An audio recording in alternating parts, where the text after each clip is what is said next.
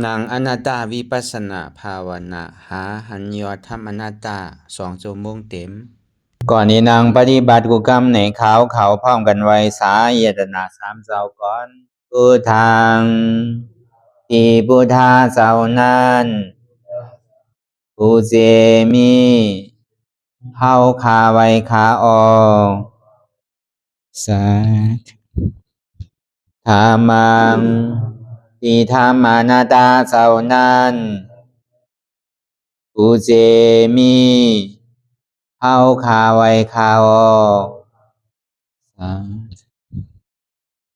สังฆังยาริยาแปดเจ้านั้นผู้เจมีเฮาคาไว้คาออกต่อสืบกาเฮาติเลยดูคันธาเปิงดีพระตราสังขากรอิมาหังอัตตาภาวัง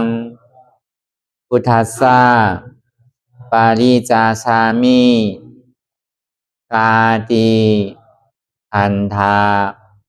พาเปิงพี่แยมในดูตันพุทธาเจ้าเฮาออกอิมาหังอัตตาภาวังธรรมัสสะปาริจาสามิกาติอันธาพาเปิงพี่แยมในดูตันธรรมะเจ้าเฮาออกอิมาหังอัตตาภาวังสังคัสสะปาริจาสามิกาติอันธาพาเปิงพี่แยมในดูตันอาริยสังขารเจ้าเฮาออกต่อสิกว่าเฮาก็อ่อนกันเนาะผู้หลวงที่ปุญญาก็ปันโตอริยเจ้ากุเจ้าก่อนอริยเจ้ากุเจ้าค่ะในยามเมื่อไหร่ก็ดีอันข้าวอ่ำหูเสเลตั้งกามลงสามเปิงไหลวนพิษไหลลาพิษ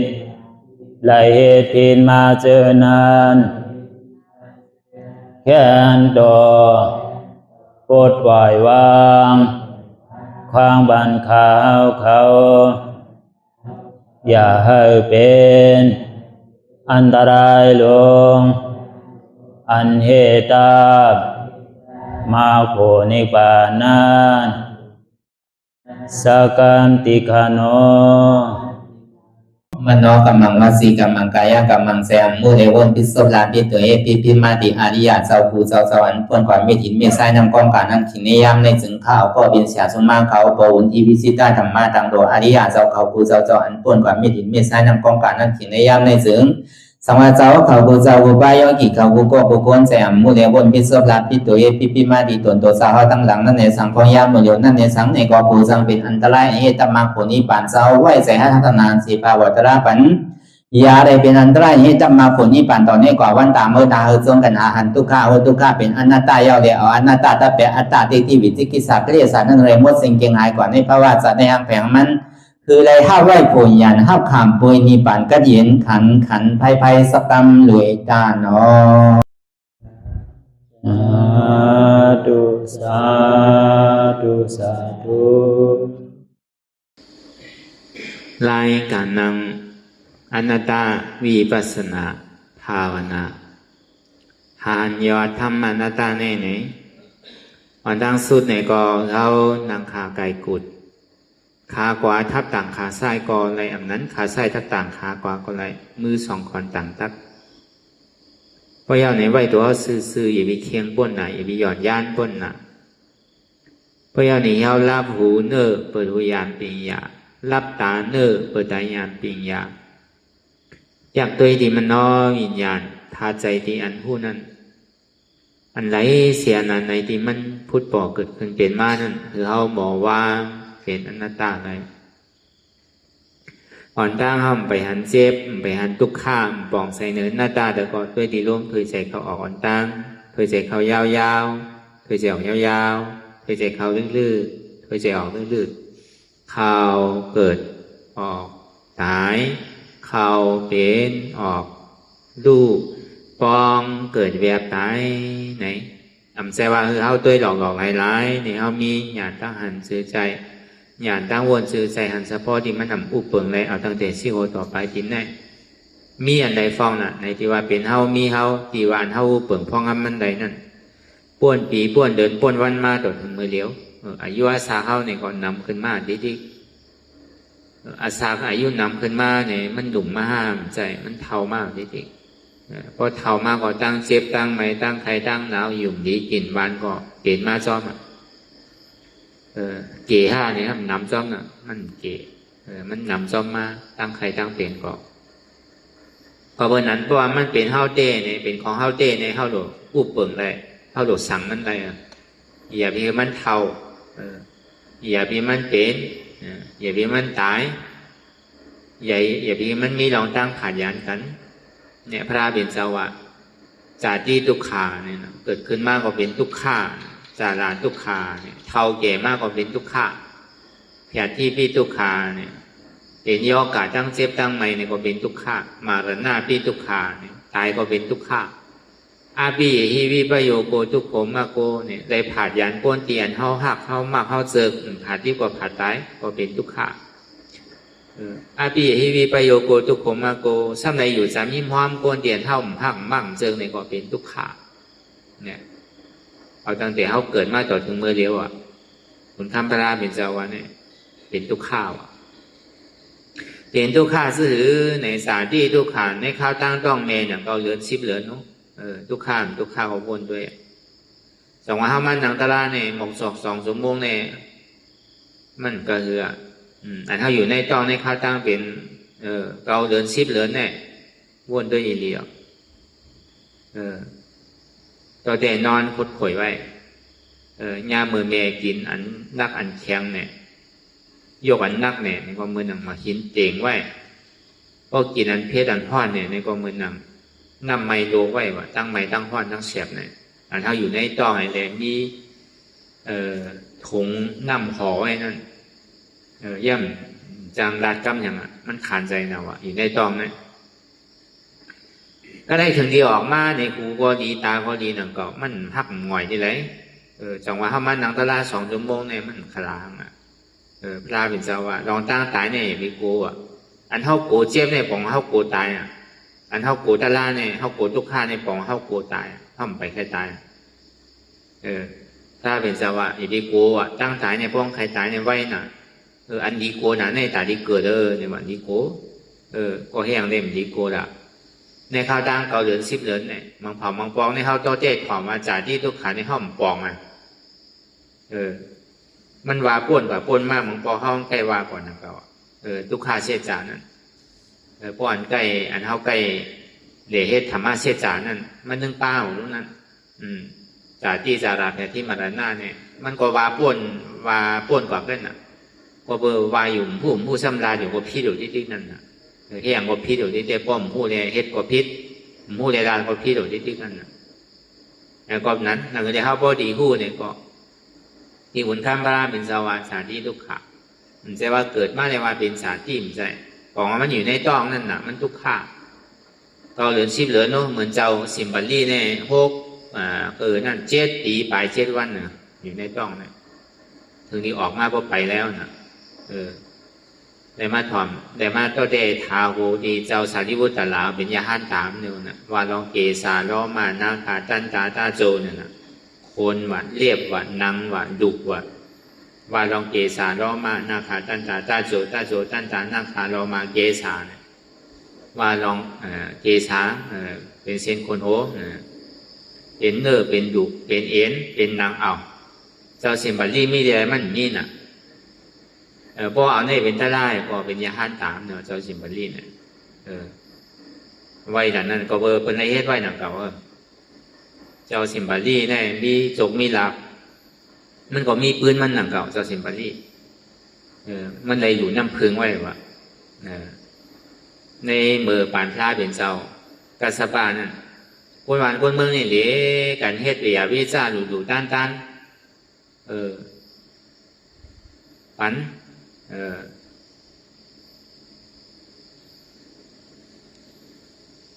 จึงหวานจึงเมืองเนี่ยว่าอะไรก็เคี่ยกันกับเคี่ยกันมาเพื่อการมีเปิงนึงว่าใครไปเมื่อหนังเขาน้ำนมเขาน้ำพึ่งนั่นเขาแล้วน้ำพึ่งเฮ็ดว่าน้ำมันก่อนน้ำพึ่งใส่น้ำเขาหุงดอน้ำพึ่งว่ะคือแต่นั่นไปมีน้ำพึ่งว่าก็หาซื้อที่ไรก็มีว่ะอะไรจากนี้มีปู่มูเซอร์ก้อนหนึ่งมันสำคัญไรพึ่งมา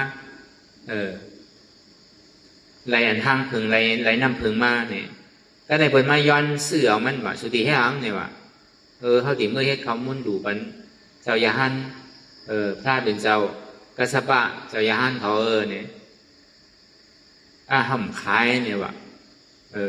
ห่ำคายว่ะมันสมบูรณ์สื่อในพระวาจาปันในมันฐานหนาพวกเกาหลีคายเนี่ยเกาหลีได้กู้สัวก็เพื่อว่าเกาได้ดูได้ต้านในเกาทานหาวันใดกลุ่มวันนั่นก่อนเนี่ยพวกเกาหลีปันในแต่เกาหลีได้กู้สัวงัววนที่ไหนหนังเก่าเป็นปันมันเนี่ย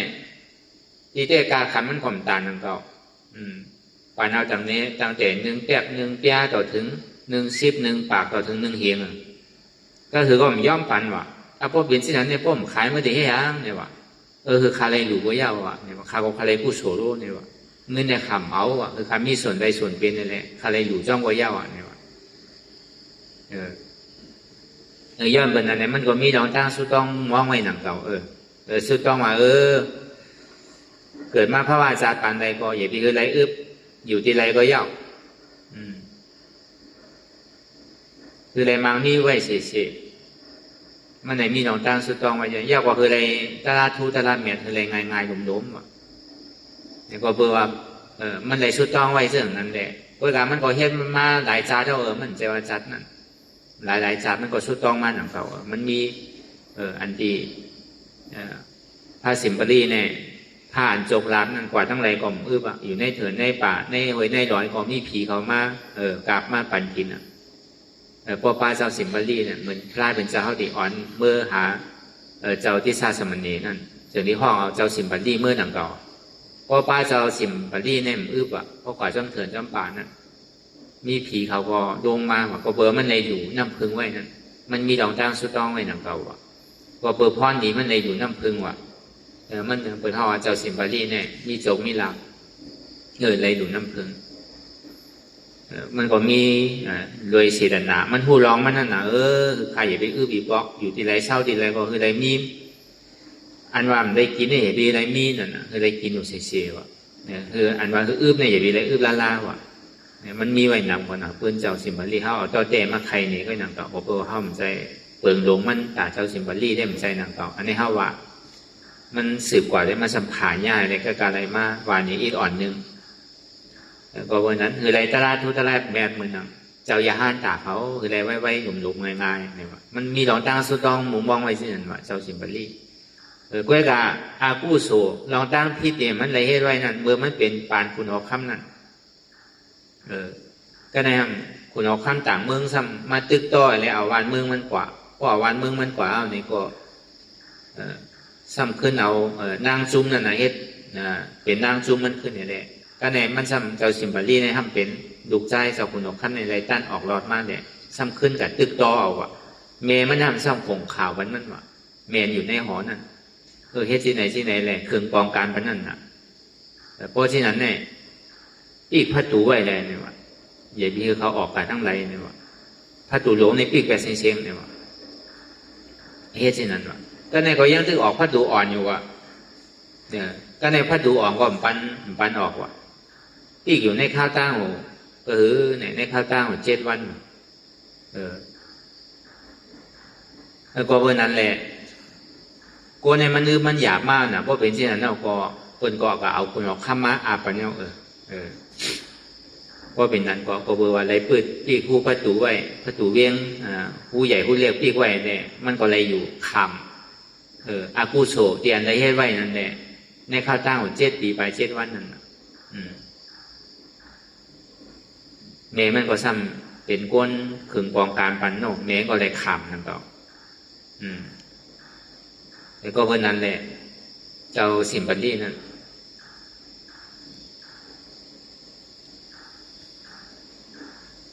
ก็ย่ำเปียงด้วยในฮาวาลองตั้งตีอันทำมันนังตลานั่นกะอันดีโกน่ะนั่นตาอันดีเกิดเนี่ยอันดีโกน่ะอันนี้เจ้าสิมบัลลี่เนี่ยว่าเป็น7 ปีแล้วย่ำเปียงต่างเก่านั่นออกมากกว่าซ้ำลีอยู่ซ้ำไปกว่าไปมากอะไรอยู่ถึงดีออกต้องมากกว่าทำเป็นซ้ำต่างเก่าหูก็ดีตาก็ดีมือมักเอ็นเปิงดีไรในฮามันนังตลาเนี่ยมอง1 ชั่วโมง 2 ชั่วโมงอย่าไปกลัวถ้าเป็นเจ้าอย่าไปกลัวตั้งตายเนี่ยถึงที่ตายของกูก็มันที่ตายลองสังเกตมันพูดอย่างเหมือนเพราะเขาโกรธเจ็บในป่องอันเขานางตะลาเขาโกรธเจ็บน่ะเขาโกรธทุกข้าน่ะเพราะเขาโกรธเจ็บเขาโกรธทุกข้าก็ป่องเขาโกรธตายนั่นน่ะอย่าไปกลัวก็จุนเขาพาว่างก็เขาโกรธมากถึงเอาลูกแต่ก็วันนั้นก็ว่ามันนางเลยมันปกติพูดตีขาดตีหักตีหงอยได้มันเป็นไรนั่นน่ะอันนี้เทวาเส้นนั่นกันอันเป็นอยู่ในต้องเขาก็ยามอยู่มาในต้องเอาลูกอันยามแบบก็ยามแบบมากเขายามอยู่ก็อยู่มากลูกในข้าวจ้างของเกาเดือน10 เดือนเนี่ยมันย่ำไปขึ้นเจ้าสิมบัลลี่เด้อกันเขาว่ามันก็ย่ำไปอย่างนั้นเก่าถึงที่ออกมากก็เมื่ออยู่ตั้งในขันใจอยู่ว่ะ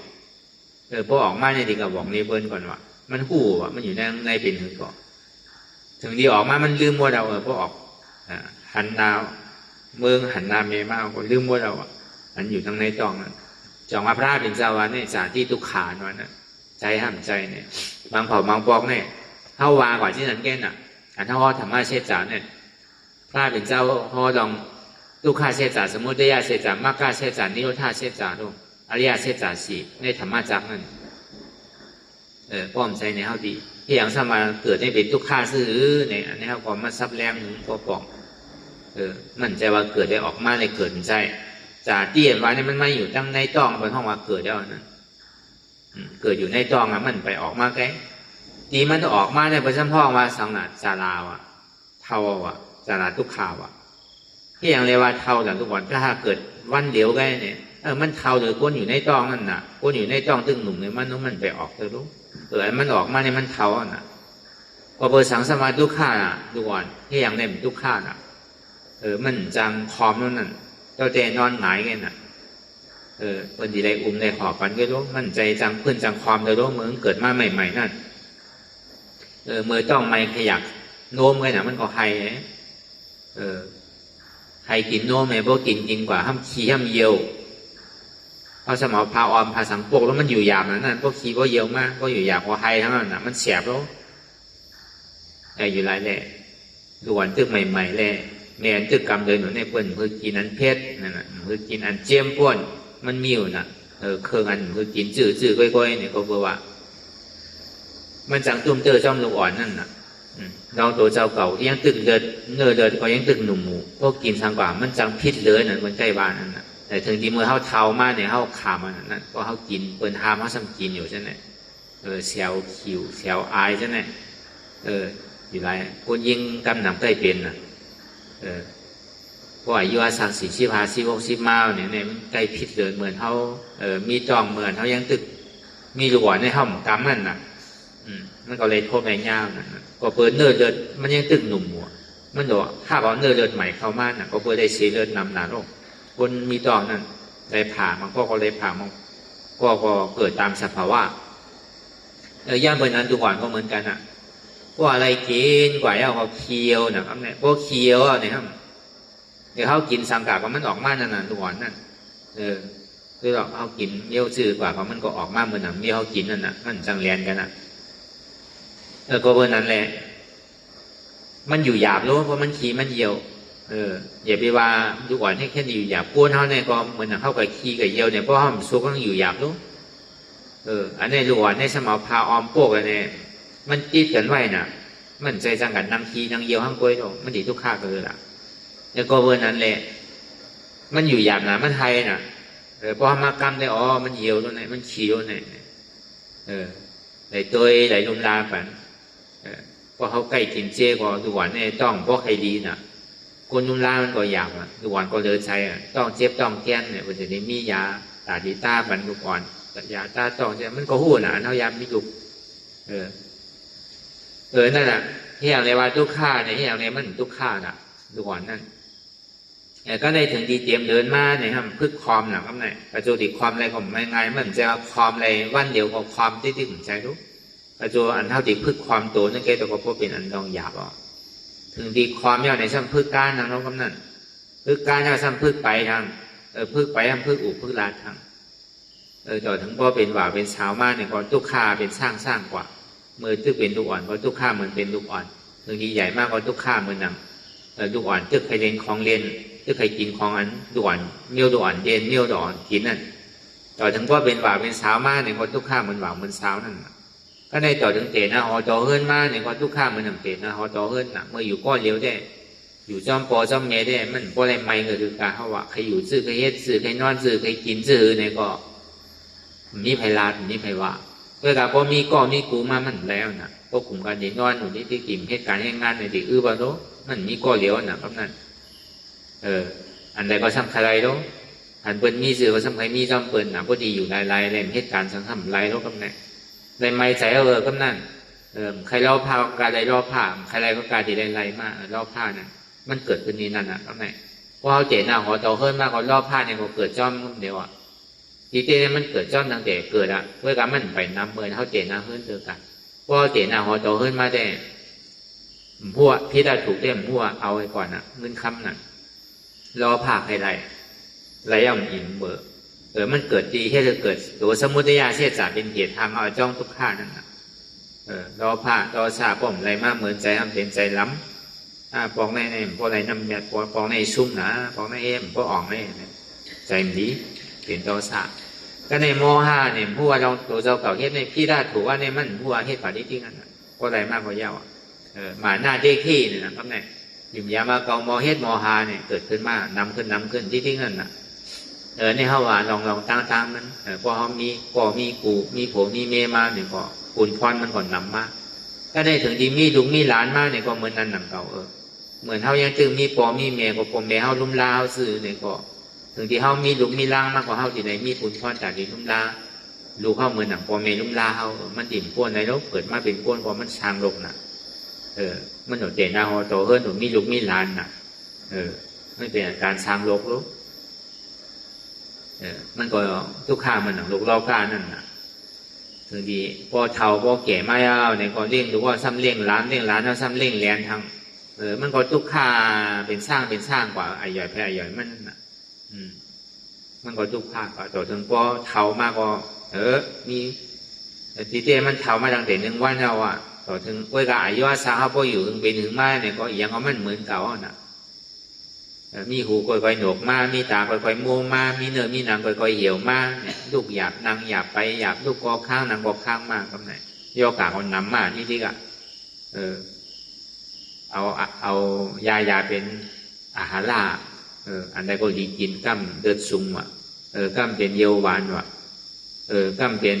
อย่างค่อยๆกับมูย่อกามีจอดมีเจกินไหวกินมากกับเป้ของเขานั่นมันแต่ว่ามันอยู่หึงมาแล้วย่อการให้มันดีเก๋มันใจมันนำขึ้นที่เนี่ยถ้าเป็นสภาวะเป็นแผลที่พี่ตุขาเนี่ยเหมือนหนังย่อกากับปานพ่อย่ำเดี๋ยวก็อันใดก็เป็นสยาที่รู้มันตีเจียวได้ขายไว้เนี่ยก็มีอยู่ตั้งปีน่ะกูบอกมันมีรู้เป็นภาคว่าเป็นหมักไม้หมักตอกใช่ไหมหมักโมงว่าใช่ไหมกูบอกในบ่อนใจขิงขาข้าวยำมันเนี่ยเขาไม่ได้กินเวลาเมื่อเดี๋ยวนี้มันใจมีกูเปียมีตั้งปีใครกินเมื่อใดก็มีหมักไม้มีอยู่เสีย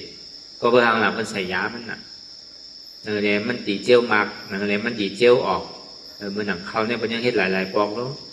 เนี่ยพี่ว่าหมักไม้เขาก็มันใส่ยามันเดี๋ยวพอยามใส่เอาเนี่ยพอมันใส่ก็มันเลี้ยเขาก็ในโกนเขาพอกินข้าวก่อนเนี่ยพอโกนเท้ากินทำเจียวตายพอด่วนกินทำเจียวใหญ่ว่ะโกนเท้ากินเอาเจียวตายพอมันยาก็ตายนั่นพอยาก็ย่อกาซ้ำน้ำนั่นแมนเนียวหนึ่งซ้ำแมนเนียวหนึ่งนั่น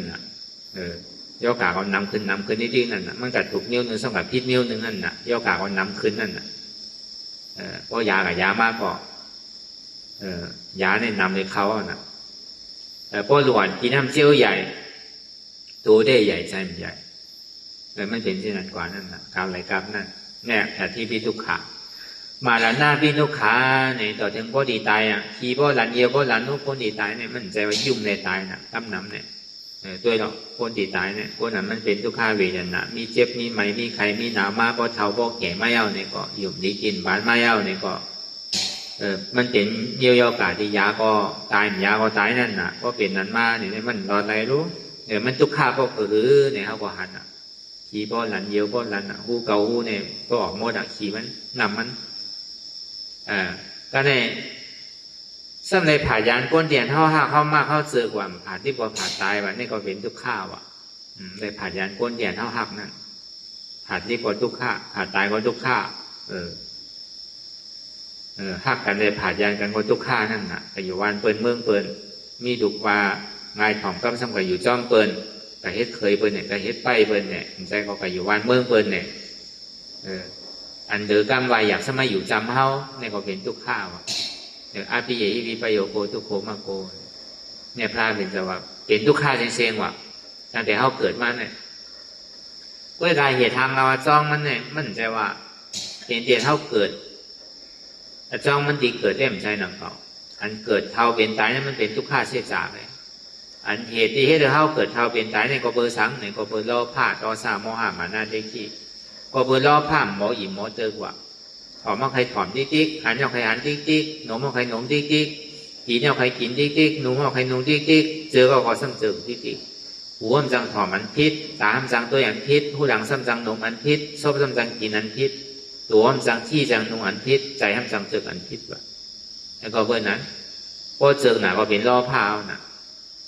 ทางดีหนาก็เป็นล่อผ้าน่ะหอมหนาก็เป็นล่อผ้าน่ะใครกินหนาก็เป็นล่อผ้าใครนุ่งใครที่หนาก็เป็นล่อผ้าเกาเจิงหนาก็เป็นล่อผ้าเพราะมันอิ่มต้องเดียวได้เข้าใจมันอิ่มน่ะมันถอมเอาใครถอมเพราะอันใหม่มากใครถอมทางซ้ำลืมมันเก่าเพราะอันใหม่มากซ้ำใครหันทางซ้ำลืมมันเก่าเพราะอันใหม่มากเนี่ยซ้ำใครโน้มแทงซ้ำลืมมันเก่าเพราะอันใหม่มากซ้ำใครกินอันใหม่ทางซ้ำลืมมันเก่าเพราะอันใหม่มากเนี่ยซ้ำใครนุ่งอันใหม่ทางซ้ำลืมมันเก่าเพราะอันใหม่มากเนี่ยซ้ำเจอซ้ำลืมมันเก่าเนี่ยเป็นที่ไหนน่ะมันมีมือเย่ามือสุดน่ะเราผ้านะเหมือนนำมหาสมุทรตระคนโตหู7 ปี7 เดือน7 วันเนี่ยนำมหาสมุทรตระนำปังหลายที่ล้นผังอันนี้มันล้นว่ะอาโซเบาที่ดีกว่ากินที่ดีกว่าปอห้าเนี่ยมันมีว่ะเนี่ยมันเป็นเหตุหักเอาจ้องที่ให้เราอะไรมากเกิดเท่าเป็นตายทีเดียมันในก็ในธรรมะเสจาในพระเป็นเจ้าห่อไว้เดียนั่นอันนี้ห่อกับกายเลยลองทุกข้าเสจาเลยสมุทัยเสจาพอเปิดเท่าไรมากเกิดเท่าเป็นตายเนี่ยตั้งแต่เอาเกิดเอาเท่าเอาเป็นเอาตายมาเนี่ยมันทุกข้าซื้อไหนนะพ่อผมใจในเขาดิดถอนตั้งซ้ายออกตั้งขวาพ่อผมซับแรงหรือปองอันนี้ก็วนด้วยดีใจอ่ำใจเนี่ยมานั่งมาเนี่ยก็วนด้วยดีพ่อผมใจในเขาถอนเขาบอกว่าทุกข้าเสจาสมุทัยเสจานิโรธาเสจามรรคเสจอันใดเป็นอันเจอันใดเป็นอันแจ๊ดพ่อผมว่าก่อนที่นั้นนั่นน่ะพวกกับสอนโลกกับหมอลาดของเขาโลกกับหมอลาดกำนั่นมันคนหมอลาดของทุกข้าเสจาสมุทัยเสจานิโรธาเสจามรรคเสจาหมอลาดอยู่เวลาที่เป๋ไม่เป็นหึมผู้อันนี้เขามาซับแรงหึมผู้กันว่าเราอาจองอาโจทุกข้าซ้ำดีให้ถือเพราะนั้นเนี่ยติ่มป้วนห้าตั้งทุกข้าเนี่ยติ่มชุดไรห้าดีได้ให้ถือละอันนี้มันหนูเมียพอถามเนี่ยถึงใจว่าปล่อยมันทุกข้าก็ปล่อยมันแล้วเฮ็ดปล่อยให้มามันดีเป็นมิจฉาที่แปดยุ่มย้ำว่ามันดียุ่มย้ำที่แปดก้นตายว่าเป็นก้นแค่นะถ้ากับไปฮังทำวาที่ไหนของไหนเฮ็ดดีไรลีมีแค่ทายไรให้มีไผ่แรดก็มันไรแค่ทำวาที่นั่นน่ะมีเมืองผีเมืองสามน่ะมีป่านมีเมืองอะไรเป็นเหรียญเท่าไงถ้ามันทางพิษแปดแบบนั้นทางพิษทางเปิงแปดพอเปิงพูดเลยมันดีทางไปที่นั่นเนอะพอเฮ็ดสื่อละมันสำนีพวกนอนตั้งทุกข้าในดิระยางซ้อมเสียนตั้งปิญญาศีลสมาธิห้องมักกะเสจาสมาธิที่สมาสังกัปปะเนี่ยอันเนี้ยเป็นเปิงหลงมันตั้งหันหมันแม่ในวนหมันแม่เนี่ยพอเปิดตั้งหลังป้วนมาในเขาหันที่วนพิษน่ะเตียนำเกิดเท่าเป็นตายเนี่ยที่มีอยู่5เนี่ยมีกันที่อย่างเนี่ยมี ที่อันเกิดเท่าเป็นตายในห้องว่านิโรธาเสสะเป็นผลอโจสุขะในพระพุทธเจ้าขอไว้อย่างนี้นะว่ามีอจองทุกขาก็มีอโจทุกขาว่ามีอจองทุกขาอโจทุกขาเนี่ยก็อจองสุขาวันนี้มีอโจสุขาเนี่ยก็มีเนี่ยไม่เป็นกูกันเนาะเพราะใครเนี่ยก็ดีเลยเฮ็ดอจองสุขาอจองสุขาในห้องมากกาเสสะเพราะอจองทุกขารับสุดเสียงกว่าเย้าเนี่ยก็อโจสุขาเนี่ยก็พูดบอกเกิดขึ้นเป็นมาห้องว่านิโรธาเสสะห้องว่าผลอโจสุขาผลอโจสุขาเนี่ยเป็นนิพพานนิพพานถ้าเป็นทางหลังเกิดเท่าเป็นตายก็มีเราตั้งเกิดเท่าเป็นตายของทุกข้านั่นซ้ำดีเลยเฮ็ดอื่นนะพวกนั้นอันเท่ามาเฮ็ดอยู่มือเดียวเนี่ยอยากเอาตังเด็ดที่คนต่อไปจิ้มลองตั้งอันเท่าหันพิษอยู่พิษไว้เสียนั่นหันว่ามีตัวเฮาหันว่ามีใจเฮาหันว่ามีอันเกี่ยวอันมวลของเฮาอันนี้มันเป็นลองตั้งหันพิษไว้ก็เฮ็ดพิษอยู่ที่กันน่ะทางว่าตัวเจ้าเก่าในติ่มเท่าอีบอกทางว่าตัวเจ้าเก่าในติ่มเจ็บไม่ใครเท่าอีบอกทางว่าตัวเจ้าเก่าในติ่มตายเอาอันนี้มันเป็นลองตั้งอยู่พิษลองตั้งวนพิษก็นั้นเขาเทศกว่าที่ก็มีดีมีท่ายเมื่อมีหวานมีแห้งเมื่อมีขามีมือหรือเฮ็ดที่แก่ก้นเกิดมากก็ดอกหาใส่ต้องไม่รู้ดอกหากล้าดอกหาคลายขึ้นหนักเมื่อยังตึงมีหวานมีแห้งก็มีหวานมีแห้งมากก็ดูอ่อนเขาเฮ็ดแก่หนักทำให้เท่าดอกไปกินแก่เนี่ยนั่นบอกว่าอยู่ปนมือปนวันปนเดินปนปีกว่าว่ะเท่าก็เคยกินเขาว่ะอาสากยาวก็เคยอยู่หึงได้ว่ะมีพรดีสังว่ะป้อมเฮตละป้อมหันสภาวะตละเกิดก็เกิดมาซุ้มจัดว่ะเกิดเป็นก้นพอซุ้มจัดก้นว่ะกึ่งการเกิดเป็นก้นว่ะก็วันนั้นเขาเกิดเป็นก้นเนี่ยเขาอย่าดีซุ้มจัดก้นอ่ะเกิดเป็นก้นเนี่ยเขาเป็นก้นพุทธาอันแจกเกิดเป็นก้นพุทธาอันแจกแล้วเขาได้เป็นอริยะในส่วนที่กึ่งการเกิดเป็นก้นป้อมเป็นนั้นเนี่ยตัวซองกินข้าวสุกนอนในผาลูกเศร้าเย้าลูกละตื่นไม่เย้าสึกนาสีเขียวพอมีการเขาเหตุการณ์พอมีการนอนทำให้ที่ไหนกว่าที่นี่แก่การขึ้นซ้ำแอวกลางวันซ้ำนอนที่นั่นแก่เป็นที่ไหนก็อยู่ไปอยู่มากเขาปนวันตายแก่น่ะไปวันตายแก่น่ะแล้วก็วันนั้นเท่าไรมายุบนำคันถาในบอกว่ามันเป็นพรดีเป็นกรรมดีที่อันเท่าไรมาเอาเพราะว่าเท่าไรมาลองตั้งดีเอาเนี่ยนั่นคือมันสมีดีเลยเสียวันต้อนหรือเสียเก่านั่นคือเขาเกิดมาเพราะว่าจัดในเขาติ่มซุ้มแม่ก็เขาอย่าไปซุ้มนั่นเขาหลงคัดใจครับนั่นเขาหลงได้คัดใจเรื่อยๆนี่ลองตั้งอันนี้มันดีเลยเสียดีนั่น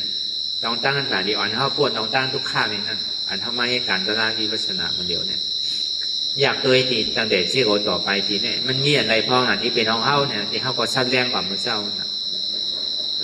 เป็นตัวเขาดีไรก็เป็นตัวเขาในเขาถูกที่อุปเปิงไรเขาอย่าที่มันเท่ามันเปลี่ยนมันตายซ้ำที่ได้เท่าไรเป็นอยู่ได้ตายอยู่เนี่ยก็เบอร์ทางไหน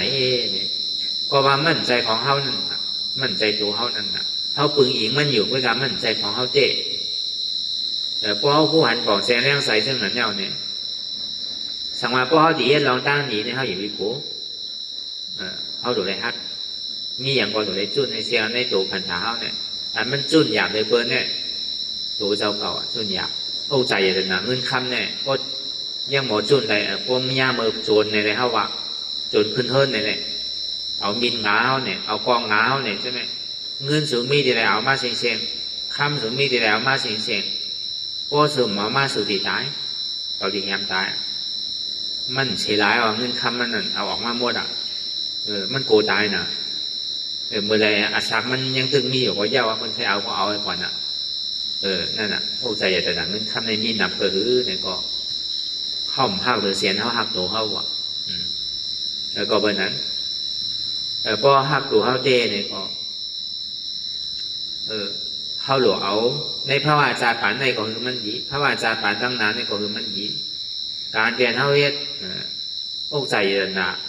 ในโลกุตระนั่นยตนาแก้วแมทในโลกุตระนั่นเพิ่นจังหิมว่ะเขาเฮ็ดไว้เนี่ยเขาเฮ็ดมือเดียวเนี่ยโจรผมจังมาโจรว่ะอกใจยตนาอันที่มันหันเนี่ยเพิ่นยังจังยาจังโจรเพิ่นยังจังหิมเป็นคนวันขุนเมืองก็มีเจ้าอาณาเนี่ยก็เพิ่นยังหิมอาณากันนะเพื่อกับว่ามันมีเราตั้งหนีในไผ่หินไรด้วยมันมีไว้ในตัวในใส่หังแผงมันในพระวาจาในก็ดีจาตั้งนาก็ดีกว่าเจ้าเขาไผ่ก็มันจางหิมไรไผ่เฮ็ดก็มันไรกันน่ะ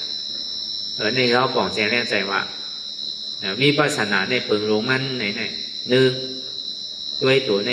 อยู่ดีว่ามันเป็นเฮาเต้ว่ามีเฮาเต้ว่ามั่นใจก็พูดว่ามั่นใจมันเป็นของเขาจังว่ามันเป็นอนัตตามั่นใจตัวเขาเนี่ยในเปิงดีหนึ่ง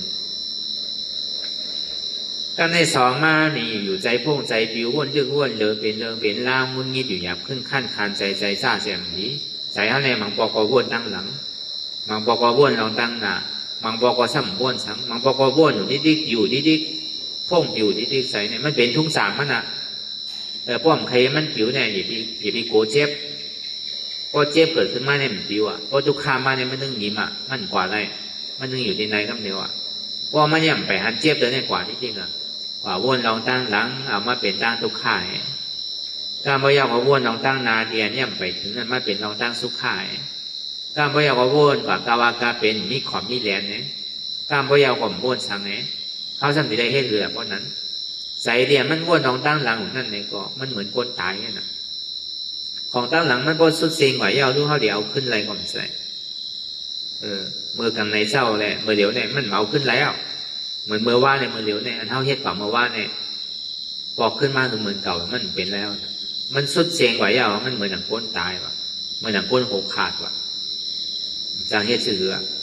พอเขากลุ่มกับกาวนตั้งหลังที่ก็มันเป็นอันทุกข้างเลยน่ะสติกาวนนี่อย่างที่เนี่ยเขาก็สำคัญเมสอนตัวสอนใจนั่นน่ะก็ได้ป้องกับวนลองตั้งนานั่นในเสมอเนื้อมือหนังก้นนอนรับพูดน่ะมือพูดตีเป็นหรือเขาสำนึกกับวนนี่อย่างลองตั้งนานั่นกำหนำเนี่ยมันเอาวนลองตั้งนามันเป็นสุขาเข้าใจอ่ะเมื่อตามาดีแค่หมดดีลีอยู่ดีมาบุดีแค่หมดเหมือนใจอยู่เนี่ยมันหมุนมองไว้ตั้งนามือหนังอับมันดีเหมือนใจไม่ไว้อยู่อับอันหนังอันตีเปียไว้อยู่นั่นน่ะเพื่อการถึงนี้มือตามาเนี่ยมีสังเหมือนคนนอนรับเลยก็ได้เพราะมันบ้วนสังลาสังเกตเย็นไว้อยู่เนี่ยเหมือนหนังก้นตาบอดของว่าเขามาเหตุการณ์มันทั้งสัมบ้วนสังก่อนก็ได้มันโป้งปิวอยู่เนี่ยก็ถึงตีมันเพราะอะไรถามมีปัสนาเนี่ยที่อย่างละเป้พงเป้ปิวละสัมเด็จได้เฮ็ดชื่อละเนี่ยที่ได้บ้วนชื่อละว่ามันทิ้งอะไรล่ะเหมือนดิ้งน่ะใจเนี่ยมันเหมือนดิ้งอ่ะแหวนกิ่งนึงจับกิ่งนึงแหวนกิ่งนึงจับกิ่งนึงเมาอยู่เอากับซอสแค่ไว้เป็นเองเป็นเหมือนเป็นแซมเป็นล้านกว่าผิวที่ดีกว่าอันนั้นคือแรกที่เอามันอยู่เนี่ยเดือดเสียเจี๊ยบเลย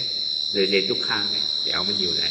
พอมันเจี๊ยบทุกข้างมันเนี่ยมันกว่าอ่ะมันมาที่ในหมดอ่ะใจก็มันผิวอ่ะแต่พวกใครใจนิ่มเนี่ยโดหันเจี๊ยบอีกโกเจี๊ยบมันจะเอาใจอยู่เลย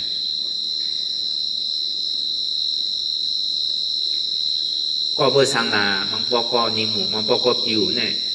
ป้อมจี้มสั่งเลยเอาของมันใจของเขารู้สำดีกับจี้สั่งอะไรชื่อละใครผู้หันปองแจ้งแรงใจว่าใจเปลี่ยนเท่าถังมาปีเย้าเข้าถึงมาเปลี่ยนใจเข้านี่เนี่ย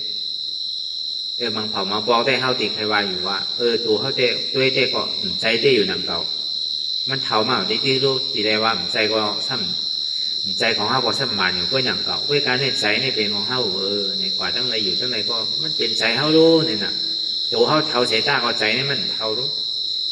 ว่าที่ไหนที่เต้มั่นใจน่ะใจเขาน่ะพอมันใจเต้อันที่เขาใครเป็นเหมือนเอาเขายานานไว้ในเฮียงเขาเหมือนใจเขาน่ะเฮียงเขาป้อมซ้ำไว้น่ะเฮียงมันจะมีอย่างลองตั้งขานใจลองตั้งเจ็บใจลองตั้งขี่ใจเนี่ยซ้ำดิมีเฮียงเพราะมันเป็นใจเขาเต้เฮียงซ้ำมีลองตั้งซื้อใจอันเดียวไหมซ้ำมีลองตั้งเปี่ยวใจอันเดียวไหมเฮียงดิมีลองตั้งขานใจอย่างเนี่ยก็มาแจกเนื้อเลยคำเดียวแล้วก็เบอร์สั่งในมันเป็นนั้นก็เบอร์ว่าใจเนี่ยมันใจของเฮานั่นมันเป็นอนัตตาก็ในสามมาเนี่ยมังขิงมังข้าวมังย่ามเนี่ยก็เปี่ยวมนเสื้อยุ่มโคมังขิงมังข้าวมังย่ามเนี่ยก็ขี่ใจมองใจหมีใจฮุกใจให้ใครห้องใครให้ธรรมดาของโลกโลกานั่นอันมวลเปี่ยวเสื้อสาใจเนี่ยเจอก็อะไรก็ใครอะไรเหมือนหนังนำไหลลองซ่อมนำมีมืออิ่มมือเจอเลยบอกว่าถามว่ามันเป็นของดีนั่นน่ะอันตู้ข้าอยากเปิดคานใจมากเลยมากเมื่อไรก็มันต้องใจหนีวนคุกใจไรมากเมื่อไรก็ใครข้างเหมือนนั่นน่ะพอลองตั้งหันลีน่ะลองตั้งในไรเซ่ไรวางไรฮี่ไรเน่กันไว้นั่นควรไรเซ่ไรเน่เท่าไรสังอันเท่าไรพิษไรเทียงกันนั่นในสังอันมันเหมือนใจเท่านั้นในสังพอวนคุกใจไรเมื่อไรก็ใจถึงดีพอวนมาตุ่มหัวใจถึงดี พวกคุกใส่อะไรมากกว่ามันถึงใส่เชื้อนั่นน่ะอันนี้มันเป็นธรรมดาของโลกรอบกานี่มันเป็นนั่นน่ะตั้งแต่อันธรรมดาของโลกรอบกานั่นเป็นสังนะเป็นตะลาเป็นโลกุตละทุกข้ามากคือก็要也比古ตุกับผีเหลี่ยมเสื้ออันเตี่ยวอันมวยอันเสื้อมากคือก็也比更刚中的กำบ่ยาวมันได้หายอันเตี่ยวนั่นก็กำบ่ยาวโผเนี่ยมันได้หายกำบ่ยาวหายสัมดีโคหนักเก่าจังหวะอันเสื้อนั่นเนี่ยก็也比古也比ห้อง也比ฉัน也比หายอันเสื้อนั่นเนี่ยก็也比แนจม也比ยุ่ม比โคกำบ่ยาวมันได้หายไว้ใจวางใจเหมือนไรทุกข้านั่นก็อย่าไปไว้วางใส่อย่าไปโกมันกรรมพยายามมันจะหายหนังเก่าทุกข้านั่นเลยก็อย่าไปแย่โจมเถอะกรรมมันจะหายกรรมพยายามมันจะหายมันจะเหมือนอันเป็นเซ่เป็นเน่นั่นเลยก็อย่าไปกึ่งกลางใส่ลำเถอะกรรมพยายามมันจะหายอันเป็นยองอ้ามนั่นเลยก็อย่าไปกึ่งกลางโจมเถอะกรรมพยายามจะหายมันก็เป็นอะไรหนังเก่าพอดีมาเซ่มาเหนียวถึงวันนั่นเพราะเขาเฮ็ดหมันอยู่เปิดสักทีมายองอ้ามาหอดีๆเนี่ยก็มันก็เป็นอะไรหนังเก่าพอดียุ่มหัวเสียเนี่ยตอนหนึ่งวันใส่ข้าวเนี่ยเหมือนเก่ามันบอกให้ดีก็ดีมันบอกให้ก็ให้มันผีเข้าผีออกกำก็ดีกำก็ให้กำก็นาตุ๋ยกำก็นายุ่มเนี่ยมันก็หย่องไปหย่องพอก็หนาตัวเอาไว้เขาสันติกะคือเหมือนหนังเปิ้ลคือเหมือนใจเขาเนี่ยมันเป็นไรละนั่นน่ะก็บนนั้นเนี่ยก็ผู้ลองตั้งสภาวะตะลาในซึ่งเขาอยู่ก็เขาก็อยู่ที่ไรเศร้าที่ไรก็มันตุ้มเตอร์นั่นน่ะอยู่กับทุกข้ามโผทุกข้าอยู่กับสุขข้ามจิตสุขข้านั่นน่ะก็หมอพึ่งอยู่เจ้ามันเนี่ยก็มันอยู่เจ้ากันเสต้าเนี่ยมันติดกันน่ะน้ำในน้ำมันน่ะมันติดกันเวลาเข้าไปป้นอะไรว่าทุกข้ามันเนี่ยป้นเหมือนหนังเล่าแดนซ้ำโกนเท่าที่กันมันดีป้วนในชื่อล่ะเท่าใครไปมือก็ไปเมื่อเขายังตึงมีขามีมือแต่ก่อกว่าแล้วเมื่อยังตึกการอะไรก็การในมีเดียวันหนึ่งเจ้ามาเนี่ยตายนั่นไงหินนำมาเนี่ยเขาดีหัวก็เขาพึ่งไว้เขายามหันของเราเป็นเดชแค่แบบเป็นตายผักตายสั่งได้ไหมมันใจก้นเท่าก้นหนุ่มหัวเป็นป้องใครเป็นพอถาดหินนำลมไฟมันหมานมากเนี่ยก็พอถัดไปดูกับไม้หวานหมดแคมกับหมดพอถัดหินดูลางแข็งกว่าเชียงพอถัดน้ำดูเป็นตุ่มเปิดตุ่มเย็นเป็นแกนเสือพอถัดลมดูเนี่ยก็เอ็นขาดเส้นเลือดขาดมันปกติก็ในตัวเขาเนี่ยพอมันดูว่าทีใดทีหนึ่งเขาก็มันเหมือนเก่าอันนี้เขาเคยวันของแซงแรงใส่ว่าลองเตียนเขาหยุ่มย้ำมักมันมาเดี่ยวเข้าถึงว่าอันเท่าหยุ่มย้ำว่าเป็นตัวเขาเป็นใจเขาเดี่ยวในเขาหาอะไรเห็นเจ้าว่าก็ในวนตัวอย่างนี้เนี่ยถ้าเป็นใจว่ามันใจรู้มันเป็นอนัตตารู้สังขารเนี่ยมันเป็นอนัตตายุคหนามขันธานี่มันกึมเขาก็เอาเมียวดิ่มมันคือสมาเป็นของเขาก็รางวัลทุกข้าทุกข้านี่มันผู้ผลไว้รู้เนี่ยเขาซ้ำทำเขาซ้ำกูมันเขาซ้ำถามว่ามันดิ่มความให้พอเขาซ้ำหาตั้งแต่ดีป่วนมันเนี่ยก็เขาก็ดีทุกข้าดีได้ทุกข้านี่ผู้ผลของมันเหนือมันได้อนัตตาอันนี้เขาว่าลองเอาตาเนื้อตัวเอาอย่างปีหยาวนทัดสางตัวเปลี่ยนเขาเลยโทรไปยากกว่ามันถึงเอาตาเนื้อตัวก็ถึงหันก็ในอันเดียวตาเนื้อหันเนี่ยอันเท่ามันนั่งมือเดียวเนี่ยนางรับตาเนื้อเปิดใจอย่างปีหยาอยากตัวขันถาชิโกต่อไปจิ้นนางรับตาหายเอาคือหันสังในคือหันเจ็บแกนต้งต่อเนชันอันเจ็บแกนต้งต่อเนชันเนี่ยขานใจอันขานใจนี่เป็นทุกข้าสองมันอู้เปิดอะไรอยู่ห้ามอะไรมันเป็นอนัตตาทำมีหันเนี่ยทำมีหันสองหันเจ็บผู้ว่าเจ็บนั่นเป็นอนัตตาทำมีหันเจ็บทำใจผู้ว่าเจ็บในเป็นอนัตตาทำมีหันทุกข้าทำใจผู้ว่าทุกข้าในเป็นอนัตตาของดีมันมีดีเจ็บของดีมีทุกข้าพอเขาเยื่นอยากว่าใบมาเขาดิสาแต่โกนเขาก็เหมือนกัน เพราะว่ามือยังตึกหนุ่มตึกกำตึกเฮ็ดไฮเลยหาอะไรก่อนมันจะได้ขามยาวขามทุกข้ามือยังตึกหนุ่มก็เท่ามากกว่าจะดีเดียวเฮ็ดหาไว้มือยังตึกหนุ่มเท่ามากจะดีเดียวการตลาดในก่อนหนังนั้นหนังเก่าเขาเฮ็ดไว้เหมือนเขายังตึกเฮ็ดอะไรอยู่นั่นในก่อนวายมาเนี่ยเขาดีเดียวพอถึงดีทุกข้าสุดกว่าเจ็บสุดกว่าอัตตาตัวพูดขาดกว่านี่ก็เขาดีฮอดกว่าถึงดีสันติสุขะเพราะว่าอมตะขาดดีฮอดถึงดีนิจาดีฮอดถึงดีสันติสุขะดีฮอดถึงดีอมตะขาดแล้วก็วันนั้นเวลาเนี่ยทำมีหันเจ็บแก้นตรงต่อเนชันทำใจผู้หวานเจ็บแก้นตรงต่อเนชันเนี่ยทำผู้เปิงไรอนัตตาทำมีหันว่ามันใจโหเก่ามันใจขาเก่ามันใจมือเก่ามันใจตัวเก่ามันใจเก่ามันใจเจ็บเก่าทำใจผู้ว่ามันเป็นอนัตตาตั้งหันที่สำคัญว่ามันเป็นโหเก่าขาเก่ามือเก่าตัวเก่าใจเก่าเจ็บเก่าขันถาของเก่าอันนี้ตั้งหันพิษตัวสมุทัยเสียจ่าเป็นจ้องทุกขันตั้งวนพิษสัมพันธ์นั้นคนหนึ่งบันไดไข่บันไดยายบันไดเปิดตามื่นตาในมองถิ่มมองข้ามมองยามเนี่ยอันนี้ตั้งหันพิษวนพิษเนี่ยมันเป็นมาเสียๆเขาอยู่ที่เฮือนเพราะเขาที่เป็นอยู่ต่อเขามาหนังตะเล่ายังใกล้เป็นหรอเนาะมือไปเจ็บได้ก่อนเป็นทั้งพอเจ็บกว่าเจ็บมากให้เพื่อนนิดนึงนะใครหนึ่งนิดนึงนะใครมองถิ่มมองข้าวนิดนึงนะก็เปิดมันยังจะหันพิษหันมาเป็นโหเก่าขาเก่ามือเก่าตัวเก่าใจเก่าเจ็บเก่าขันถาของเก่าก็เปิดหันพิษอยู่ก็มันก็ใครหนึ่งนิดนึงก็เราตั้งวนพิษของมาจ้องกันเดี๋ยวนะหนึ่งไปไหนเพื่อนไปไหนไข่ไปไหนเปิดตามื่นตาไหนมองถิ่มมองข้าวมองยามเนี่ยก็ได้พอเขาใกล้เพื่อนกับเพื่อนมาใจเขาทำผิวก็ไหนก็ได้พอใจผิวใครรับก็ไหนเพราะเพื่อนกับเพื่อนมามันหันไปแล้วหนักตลาดเนี่ยก็เลยหันทำก็นั่นหันทาราเนี่ยนะก็เลยหันทุกข้าก็นั่นหันตราเนี่ยก็เลยหันเจ็บก็เลยหันทุกข้าก็นั่นหันตราก็เลยหันเจ็บหันทุกข้าก็นั่นหันตราน่ะก็ห้ามใครหันเจ็บใครหันทุกข้าก็ปองว่าห้ามใครหันตราใครหู้จักทาราเพราะเขาเยินกว่าตัวกว่าเจ็บเนี่ยมันก็ชุดน่ะทุกข้าเนี่ยก็ชุดน่ะอันเจ็บเลยทุกข้าเนี่ยมันเป็นผลอาโจมันกันรู้มันถึงเหตุการณ์มันดีที่เกิดมันเป็นการมันอ่ะเขาอย่าไปกระสังมัน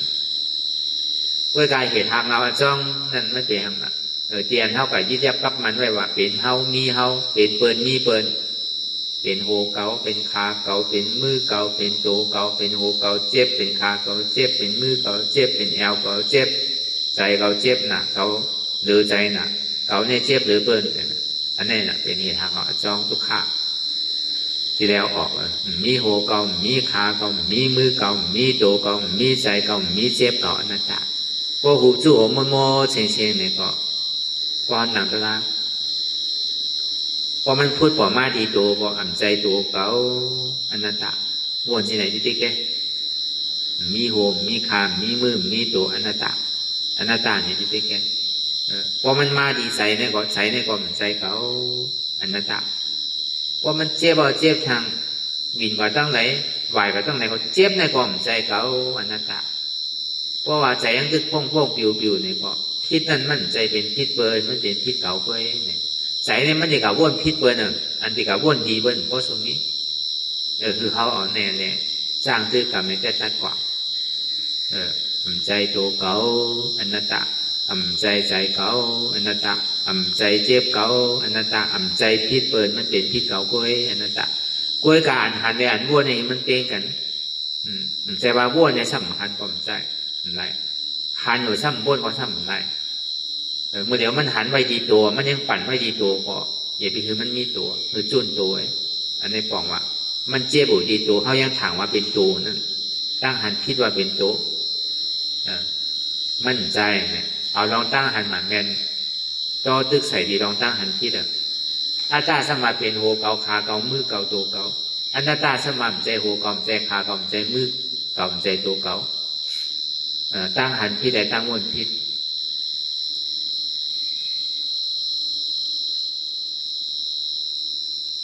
เอาลองตั้งหันหมันแมนเลยลองตั้งวนหมันแมนจอตึกใส่ลองตั้งหันหมันเนี่ยนะใจโหก่อมใจขาก่อมใจมือก่อมใจตัวก่อมใจเก่าลองตั้งวนพิษสวรรค์หนึ่งไปในพื้นไปในค่ายไปในมื่นตามองถึงมองข้าวมองยามเนี่ยตั้งวนพิษ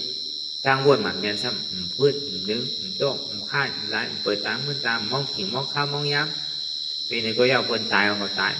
năng tala tài này mình yêu này có quân tài này có quân hết màเป็นเรือนนี่มันหันไปตายก็เจอเอาในใส่ใจเอาก็ตายก็เป็นตายเอาตายมี2ตายนั่นน่ะก็ควรตายก็เป็นคุณผีนางผีลงอัตตาตายเป็นอริยะให้ตายก็ถึงสูงก็เพราะนั้นแนวญาติญาติวนยีหลีวนยาวๆเข้ายามถึงอย่าไปว่าไผอย่าไปว่าเทิงอันเฮาหันอันเฮาวนอันเฮาวนเฮาหันนั่นถึงเพ่งเพ่งกันวนต่อถึงเจ็บนั่นบ่สุดวนต่อถึงทุกข์บ่สุดถ้าต่อถึงอัตตาบ่ตกพุทธขาดกว่าอันใดที่มันพุทธบ่เกิดขึ้นเป็นมานั่นคือเฮาบ่หมอวนวางแทบตัดเป็นอนัตตาสัพพอไหลนี่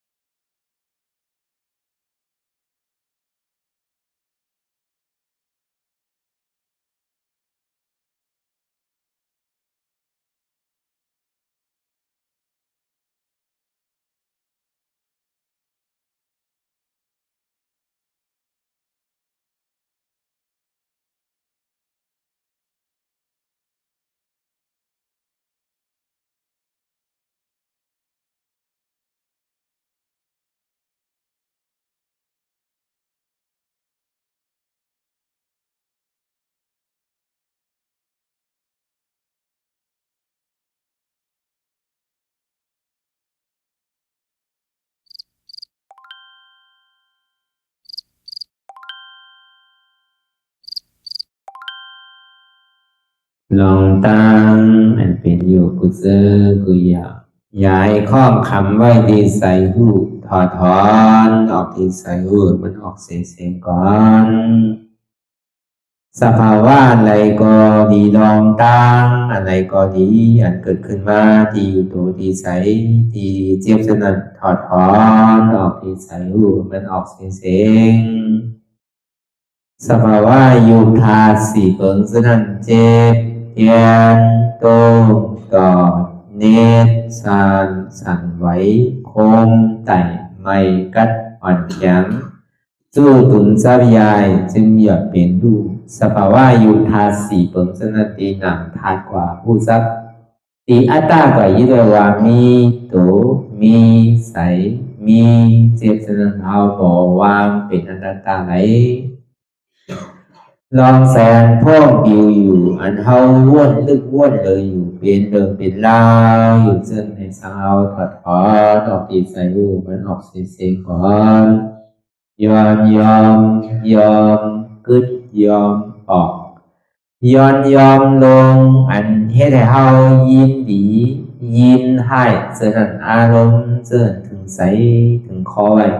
ตีมันยืดไว้ตีมันเป็นทุกขานั้นควรปล่อยวางออกที่ใส่หูมันออกเสียงก่อน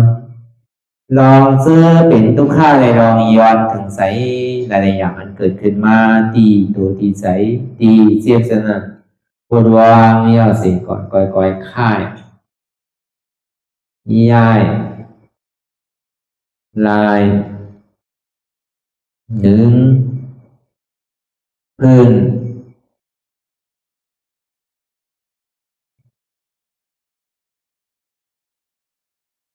พยายามไหนก่อยเปิดตามืนตาลอยได้เป็นการปฏิบัติธรรมโคตรอายธรรมอันเกิดขึ้นที่โตที่ใสที่เจ็บอันนั้นโคนหาเหตุหาเงาพระจองทุกขันนั้นต่อสื่อการในเฮาที่ได้ส่งเมตตาถึงวิเนยสัตวะทั้งหมดทั้งสิ้นก่อนอิดาเมปุญญังอาสวะคายังนิบานังวาหอตุมาปุญญาภากังสเปสัตตาสัมมาลาภันตุอีตังเมปุญญังอันเฮาคาไลมาตือกรรมปฏิบัติวิปัสสนาภาวนาหาอันยอดธรรมอนัตตาในอาสวะคายังเป็นอันถาสัพตัดเปนาสวะสีเบิ่งเสียวแลนิพพานังตีนิพพานังขอดูให้ถึงเสกัมติคามาปุญญาภากังพรดีอันคามานาวิปัสสนาภาวนาทรงยืนปันสเปสัตตานังเอวปอเมสลาญาติกาดึงเคเจอเคได้ก็แลจากว่าสัตวาทั้งสิ่งทั้งดวงนั้นสมาลาพันตุอะไรพรดีนำกันตั้งเฮาคา ตังสิงสกัมติคาโนสาธุสาธุสาธุ แต่สิกว่าเขาก็อ่อนกันเนาะพอหลวงที่คุณยาก็ปันโตอริยเปเจ้ากูเจ้าก่อนอริยเจ้ากูเจ้าค่ะในยามเมื่อไหร่ก็ดีอันข้าวอ่ำหูเสเลตั้งกามลงสามเปิงไหลวนพิษไหลลาดพิษไหลเหตุพิษมาเจอนานแค้นดอกปดไหววางความบันขาวเขาอย่าให้เป็นอันตรายลงอันเหตุตามาโผนิปานันสกัมติคโนมโนกัมมังวสีกัมมังกายกัมมังแสมมุเรวนพิศลาปิตัวเอพิมาติอาริยะเจ้าภูเจ้าสวรรค์พ้นความเมตินเมสายนำกองการนั่งขินนิยามในจึงข้าวก็บินเสียสมาเขาปวุนทีวิสิตาธรรมะตังโดอาริยะเจ้าเขาภูเจ้าสวรรค์พ้นความเมตินเมสายนำกองการนั่งขินนิยามในจึงสังวาเจ้าเขาภูเจ้าภูปายกิเขาภูก็ภูคนแสมมุเรวนพิศลาปิตัวเอพิมาติตนตัวสาวตั้งหลังนั่นในสังพยามโยนั่นในสังในกอภูสังเป็นอันตรายเหตุมรรคผลนิพพานเจ้าไหวใส่ให้ทัศนานสีภาวตระปันยาได้เป็นอันตรายให้จำมาผลนิพพานตอนนี้กว่าวันตามเมื่อตาเฮอจงกันอาหารทุกข้าทุกข้าเป็นอนัตตาเยาเดียวอนัตตาตาเปอัตตาติวิจิกิจสักเรียสารนั่นเลยมดสิ่งเก่งหายกว่าในภาวะสัตว์ในอังแผงมันคือเลยห้าไหวผลยันห้าขามปุยนิพพานก็เย็นขันภัยสกรรมรวยตาเนาะสา